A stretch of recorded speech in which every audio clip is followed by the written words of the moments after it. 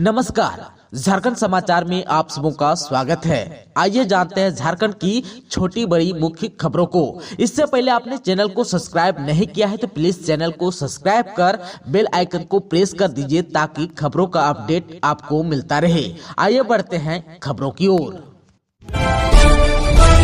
Corona की रोकथाम को लेकर झारखंड सरकार हर तरह से है तैयार, बन्ना गुप्ता ने कहा। कोविड-19 की रोकथाम की तैयारियों पर चर्चा करने के लिए शुक्रवार को केंद्रीय स्वास्थ्य मंत्री मनसुख मांडविया ने सभी राज्यों और केंद्र शासित प्रदेशों के स्वास्थ्य मंत्रियों के साथ ऑनलाइन चर्चा की। इस दौरान झारखंड के स्वास्थ्य मंत्री बन्ना गुप्ता भी ऑनलाइन शरीक हुए। इस मौके पर उन्होंने कहा कि विश्व के कई देशों में कोरोना के मामले बढ़ रहे हैं, इसको देखते हुए अभी से तैयारी बहुत जरूरी है। उन्होंने इस महामारी से निपटने में केंद्र सरकार की मदद करने का भी आश्वासन दिया है।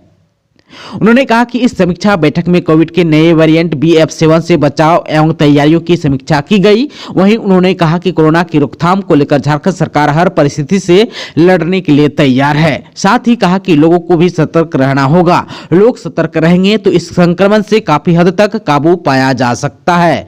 केंद्र की स्वास्थ्य एवं परिवार कल्याण मंत्री की इस समीक्षा बैठक में नए साल और आने वाले पर्व त्योहार को ध्यान में रखते हुए test, track, treat and vaccination और मास्क पहनने तथा सोशल डिस्टेंसिंग पर ध्यान केंद्रित करने का निर्देश सभी राज्यों को और केंद्र शासित प्रदेशों को भी दिया है। आप सबको बता दें कि देश दुनिया में कोरोना के बढ़ते मामले को लेकर झारखंड सरकार गंभीर है। गुरुवार को मुख्यमंत्री हेमंत सोरेन ने भी कहा था कि कोरोना के बढ़ते मामले राज्य सरकार के संज्ञान में है। परिस्थिति को देखकर फैसला से अवगत कराया जाएगा। वहीं शुक्रवार को झारखंड विधानसभा के शीतकालीन सत्र में सदन की कार्रवाई के दौरान पक्ष और विपक्ष के कई सदस्य मास्क पहने नजर आए।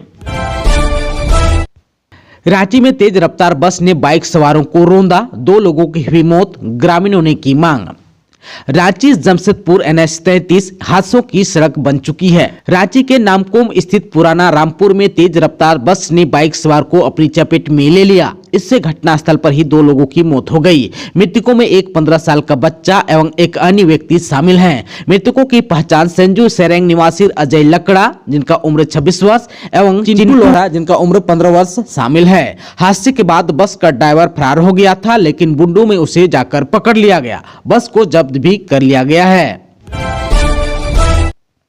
पलामू के बिष्णुपुर माइंस का लीज रद्द करने की मांग को लेकर ग्रामीणों का DC ऑफिस के सामने प्रदर्शन। पलामू जिला अंतर्गत नौडिया बाजार प्रखंड क्षेत्र के बिष्णुपुर के ग्रामीणों ने DC ऑफिस के सामने रोषपूर्ण प्रदर्शन किया। बिष्णुपुर में अवैध तरीके से चल रहे माइंस का लीज रद्द करने की मांग को लेकर ग्रामीणों ने आक्रोश मार्च निकाला। सोमवार से आक्रोश मार्च शुरू हुआ और DC ऑफिस के बाहर प्रदर्शन करने के बाद सभा में तब्दील हो गई। इस दौरान माइंस हटाओ संघर्ष समिति के बैनर तले ग्रामीण एकजुट होकर विरोध प्रदर्शन कर रहे थे। विरोध सभा की अध्यक्षता और संचालन रोशन सिंह ने किया। गढ़वा में नाबालिग बेटी के साथ दुष्कर्म के आरोपी पिता को उम्र कैद की सजा। गढ़वा के विशेष न्यायाधीश पॉक्सो कोर्ट ने नाबालिग बेटी के साथ दुष्कर्म करने के आरोपी मेराल थाना निवासी पिता को आजीवन कारावास की सजा सुनाई। साथ ही 50,000 रुपए का जुर्माना भी लगा। बता दें कि 26 अगस्त 2020 को मेराल थाना में एक पीड़िता के आवेदन पर पिता के खिलाफ प्राथमिकी दर्ज की गई थी। इसमें अपने ही पिता पर दुष्कर्म का आरोप लगाई थी। इस बात को लेकर जब पीड़िता ने गाँव घर के लोगों को जानकारी दी तो उसके साथ पिता द्वारा मारपीट किया गया। इसके बाद जब लड़की द्वारा अपने नाना के घर सूचना दी तब उसके मामा एवं नानी 10 लोगों के साथ आए। यहां आने के बाद पीड़िता से इस संबंध में बात की तो उन्होंने इस बात को मानने से भी इनकार कर दिया। प्राथमिकी दर्ज होने के बाद मेराल थाना द्वारा मामले की जांच पड़ताल कर आरोपी पिता के खिलाफ कोर्ट में आरोप पत्र समर्पित किया गया। कोर्ट में सुनवाई के बाद शुक्रवार को साक्ष्य एवं सबूत के आधार पर दोषी करार देते हुए उन्हें आजीवन कारावास की सजा सुनाई। झारखंड विधानसभा में 5 विधेयक ध्वनि मत से पारित। बहस के बाद लिया गया निर्णय। सदन में ध्वनि मत से 5 विधेयक विधानसभा से पास हुए। इसमें झारखंड कोर्ट फीस विधेयक 2022, झारखंड आकस्मिकता निधि विधेयक 2022, सोना देवी विश्वविद्यालय विधेयक 2022, बाबू दिनेश सिंह विश्वविद्यालय विधेयक 2022 और झारखंड नगरपालिका विधेयक 2022 शामिल है। वहीं सरकार ने जैन विश्वविद्यालय विधेयक को वापस ले लिया। जैन विश्वविद्यालय विधेयक को वापस लेने के बाद प्रभारी मंत्री मिथिलेश ठाकुर ने कहा कि कई सदस्यों ने इस विधेयक में अहम सुझाव दिए हैं। सरकार उन सुझावों पर विचार कर आगे निर्णय लेगी। अभी इस विधेयक को वापस लिया जाता है। निजी विश्वविद्यालय में कर्मचारियों की नियुक्ति में 50% पद झारखंड के निवासियों के लिए। झारखंड सरकार द्वारा राज्य में 2 और प्राइवेट विश्वविद्यालय खोले जा रहे हैं। इनमें घाटशिला में सोना देवी विश्वविद्यालय और गढ़वा में बाबू दिनेश सिंह विश्वविद्यालय शामिल हैं। दोनों विश्वविद्यालय से संबंधित विधेयक गुरुवार को झारखंड विधानसभा से पारित कराए गए। अब इसे राज्यपाल के पास स्वीकृति के लिए भेजा जाएगा। इस विधेयक के मुताबिक इन विश्वविद्यालय में कुलपति की नियुक्ति 5 वर्ष के लिए होगी, लेकिन अवधि पूरी होने के बाद 5 वर्ष के एक और कार्यकाल के लिए इन्हें पुनः नियुक्ति की जाएगी। लेकिन शर्त यह रहेगी कि कुलपति के रूप में नियुक्त व्यक्ति 70 वर्ष की आयु पूरी करने के बाद अपने पद से कार्यकाल के दौरान या विस्तारित कार्यकाल से सेवानिवृत्त हो जाएंगे। इसके अलावा इन विश्वविद्यालय में शिक्षकोत्तर कर्मचारियों के पदों के कम से कम 50% पद झारखंड राज्य के निवासी लोगों के लिए आरक्षित करने का प्रावधान है। सीटों के आरक्षण का नियमन झारखंड सरकार के नियम और समय पर जारी आदेशों के द्वारा किया जाएगा। आप सबको बता दूं कि इस विश्वविद्यालय में सामान्य तकनीकी सहित रोजगार पूरक कोर्स चलाए जाएंगे। रांची के कांके में शिमला से भी ज्यादा ठंड, क्रिसमस पर कैसा रहेगा मौसम, आइए जान लेते हैं। रांची के कांके में शिमला से भी अधिक ठंड है। उत्तर भारत में बर्फीली हवा के कारण झारखंड में न्यूनतम तापमान में कमी आई है। मौसम विभाग ने अपने पूर्व अनुमान में बताया है कि 24 से 28 दिसंबर तक सुबह में कोहरा या धुंध और बाद में आसमान मुख्यतः साफ रहेगा। मौसम शुष्क रहेगा। क्रिसमस के दिन सुबह में कोहरा और दिन में हल्के बादल छाए रहने की संभावना है। उत्तर भारत में बर्फीली हवा चलने से झारखंड के कई इलाकों में न्यूनतम तापमान में कमी आई है। गुरुवार को रांची का न्यूनतम तापमान पिछले 24 घंटे में 0.8 डिग्री सेल्सियस गिर गया। रांची में बुधवार को न्यूनतम तापमान 9.6 डिग्री सेल्सियस था, जबकि गुरुवार को न्यूनतम तापमान 8.8 डिग्री सेल्सियस रिकॉर्ड किया गया। रांची से सटे कांके का न्यूनतम तापमान गुरुवार को 3.3 डिग्री सेल्सियस रहा, जबकि बुधवार को न्यूनतम तापमान 4.0 डिग्री सेल्सियस था। मौसम विभाग के अनुसार कांके का न्यूनतम तापमान शिमला से भी कम हो गया। शिमला में गुरुवार को न्यूनतम तापमान 4.2 डिग्री सेल्सियस रिकॉर्ड किया गया। पूर्वी सिंहभूम में फूस के घर में लगी आग, जिंदा जल गया बुजुर्ग, 2 बैल झुलसे बाल बचा परिवार। झारखंड के पूर्वी सिंहभूम जिले के गुड़ाबांधा थाना क्षेत्र के फॉरेस्ट ब्लॉक पंचायत स्थित डुमरू बांधी गांव में बीती रात आग तापने के दौरान फूस के घर में आग लग गई। इससे बुजुर्ग गोपीनाथ हेम्ब्रम जिंदा जल गए, जबकि 2 बैल झुलस गए हैं। इस हादसे में अन्य परिवार बाल बच गए। पुलिस मामले की जांच में जुटी है। बताया जा रहा है कि फूस के घर में बुजुर्ग गोपीनाथ हेम्ब्रम 50 वर्ष आग तापते खटिया पर सो गए थे। देर रात को आग घर में धधक उठी। फूस का घर होने के कारण देखते ही देखते आग ने पूरे घर को अपनी चपेट में ले लिया। इससे खटिया पर सोए गोपीनाथ हेम्ब्रम जिंदा जल गए। उसी के पास गुहाल का घर भी था, जिसमें 2 बैल बंधे हुए थे। इन हादसे में दोनों बैल आग से झुलस गए। बताया जा रहा है कि गोपीनाथ हेम्ब्रम पहले से ही बीमार था। उसकी पत्नी की मृत्यु काफी पहले बीमारी से हो चुकी है। वह अपने पुत्र और पुत्र वधू के साथ रह रहा था। घटना से गाँव में मातम है। इधर जो है फिलहाल पुलिस मामले की जाँच में जुटी हुई है। विधानसभा में उठा सहारा इंडिया में फंसे लाखों लोगों के पैसों का मुद्दा, कार्रवाई की हुई मांग। सहारा इंडिया में झारखंड के हजारों जमाकर्ताओं के करोड़ों रुपए फंसे होने का मामला गुरुवार को सदन में उठा। आजसू के विधायक डॉक्टर लंबोदर महतो ने कहा कि सहारा इंडिया ने झारखंड के लोगों के करोड़ों रुपए हड़प लिए हैं। राज्य सरकार एक विशेष कमेटी गठित करे तथा सहारा प्रमुख सुब्रत राय को कमेटी समक्ष बुलाया जाए ताकि जमाकर्ताओं की बड़ी धनराशि वापस हो सके। इस पर जो है जवाब में प्रभारी मंत्री बादल पत्रलेख ने कहा कि राज्य सरकार सहारा पर सीधी कार्रवाई नहीं कर सकती। कई एजेंसियां इस पर काम कर रही है जो केंद्र की है। इधर जो है आजसू के विधायक ने सदन में ध्यानाकर्षण के माध्यम से राज्य सरकार से पूछा कि जमाकर्ताओं का पैसा निकालने के लिए क्या किया जा रहा है। तो मंत्री ने कहा कि झारखंड में सिर्फ गोमिया विधानसभा क्षेत्र के जमाकर्ताओं के 500 करोड़ की भुगतान राशि बकाया है। इसमें निवेशकों का मूलधन करीब 1 अरब 70 करोड़ रुपए है, जो ब्याज सहित 500 करोड़ रुपए लौटाए जाने हैं।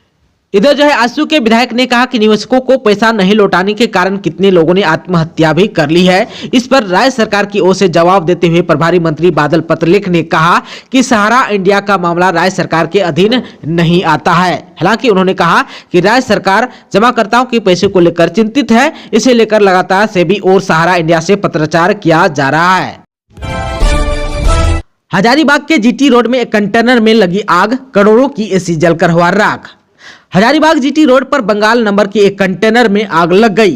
कंटेनर में एयर कंडीशनर मशीन लोड था जो आग लगी में जल गई। इस हादसे को लेकर ड्राइवर उमेश प्रसाद ने बताया कि कोलकाता से एसी मशीन लेकर पटना जा रहा था। इसी बीच बरही के श्रीनगर के पास लुकिंग ग्लास में कंटेनर से धुआं उड़ता दिखाई दिया। वह गाड़ी को पंचमाधव में प्रदीप सर्विस सेंटर के पास लाकर खड़ा कर दिया। इस दौरान कंटेनर में आग लगने के कारण काफी धुआं निकलने लगा। तत्काल सर्विस सेंटर वालों की सहायता से आग बुझाने की कोशिश की गई। वहीं फायर ब्रिगेड को भी सूचना दी गई। फायर ब्रिगेड यहां पहुंचकर आग बुझाया, लेकिन तब तक कंटेनर और उसमें लोड एसी मशीन जल चुका था। पूर्व सांसद फुरकान अंसारी को पुलिस की गाड़ी ने मारी टक्कर, हुआ घायल। कांग्रेस के पूर्व सांसद फुरकान अंसारी सड़क दुर्घटना में घायल हो गए। झारखंड विधानसभा परिसर में तेज गति से आ रही पुलिस की गाड़ी ने टक्कर मारा। इस हादसे में पूर्व सांसद घायल हो गए। तत्काल पूर्व सांसद को अस्पताल ले जाया गया। इस हादसे को लेकर रांची के बीजेपी विधायक सीपी सिंह ने सदन में कहा कि विधानसभा परिसर में यह व्यवस्था होनी चाहिए कि तेज गति में वाहनों को न चलाएं। रेबिका की सास ने भाई को दी थी सुपारी, खाल उतारने के बाद किए टुकड़े। झारखंड में हुए रेबिका हत्याकांड में चौंका देने वाला खुलासा हुआ है। आरोपितों ने दिल्ली की श्रद्धा हत्याकांड की खबर देखकर हत्या और शव को ठिकाने लगाने का आइडिया लिया था। मामा ने पहले हत्या की और इसके बाद शव को अपने दोस्त के घर लेकर गया। दोनों ने मिलकर पहले काली पॉलीथिन को बिछाई और शरीर की चमड़ी को छीलकर निकाली। फिर मीट काटने वाले धारदार हथियार से शव के 50 टुकड़े किए। ये सब करने में 5 से 6 घंटे का समय लगा। इसके लिए रेबिका की सास ने अपने भाई को 20,000 रुपए की सुपारी दी थी। देश में दशक दर दशक घटते गए किसान, बढ़ते गए कृषि श्रमिक, क्या रही है वजह, आइए जान लेते हैं। भारत जो है 23 दिसंबर को राष्ट्रीय किसान दिवस मनाया। भारत के पूर्व प्रधानमंत्री और बड़े किसान नेता चौधरी चरण सिंह की जयंती को देश में हर साल राष्ट्रीय किसान दिवस के रूप में मनाया जाता है। देश में खेती किसानी और किसानों के बारे में बड़ी बड़ी बातें होती है। हर राजनीतिक दल किसानों का हमदर्द होने का दावा करता है, लेकिन किसानों की दशा में ज्यादा सुधार नहीं आया। चौधरी चरण सिंह के समय में किसानों की जो समस्या थी, कमोबेश उनकी समस्या आज भी वही है। आजादी के बाद खेती किसानी इतनी मुश्किल हो गई कि कृषि प्रधान देश भारत के कृषकों ने खेती बाड़ी छोड़कर कृषि श्रमिक बनना स्वीकार कर लिया। आप सबको बता दूं कि भारत में आजादी के बाद किसानों की संख्या में लगातार गिरावट आ रही है, वहीं कृषि श्रमिकों की संख्या में वृद्धि होती जा रही है। आप सबको बता दूं कि वर्ष 1971 की जनगणना के आंकड़े बताते हैं कि देश की आबादी उस वक्त 54.82 करोड़ थी। उस वक्त 80.1% आबादी ग्रामीण क्षेत्र में रहती थी। 18.4 करोड़ कामगार देश में थे। इनमें से 7.82 करोड़ यानी कि 64.2% कृषक थे। वहीं 4.75 करोड़ कृषक श्रमिक थे, जो कुल वर्कर्स फोर्स का 37.8% था। इस तरह कृषि क्षेत्र में 69.7% यानी कि 12.57 करोड़ लोग कृषि क्षेत्र में कार्यरत थे। आप सबको बता दूं कि 1971 से 2011 तक की जनगणना के आंकड़ों के आधार पर बताया गया है कि वर्ष 2001 के बाद कृषकों की संख्या में बड़ी गिरावट दर्ज की गई, जबकि कृषि श्रमिकों की संख्या में तेजी से इजाफा हुआ। मुख्यमंत्री सारथी योजना क्या है, युवाओं को कैसे मिलेगा इसका लाभ, आइए जान लेते हैं विस्तार से। मुख्यमंत्री हेमंत सोरेन ने स्थापना दिवस के मौके पर युवाओं के हित में बड़े फैसले लेते हुए कई योजनाओं को लॉन्च किया। मुख्यमंत्री सारथी योजना इन्हीं में से एक है। इसके तहत युवाओं को प्रखंड स्तर पर रोजगार मुखी कौशल प्रशिक्षण दिया जाएगा। मुख्यमंत्री सारथी योजना कौशल विकास मिशन द्वारा संचालित की जाएगी। अब तक राज्य में कौशल विकास सेंटर जिला मुख्यालय में ही चलते हैं। सारथी योजना के तहत प्रखंड स्तर पर भी सेंटर खोले जाएंगे। इन सेंटरों में कारपेंटर, इलेक्ट्रीशियन, मशीन ऑपरेटर जैसे रोजगार मुक्त प्रशिक्षण दिए जाएंगे।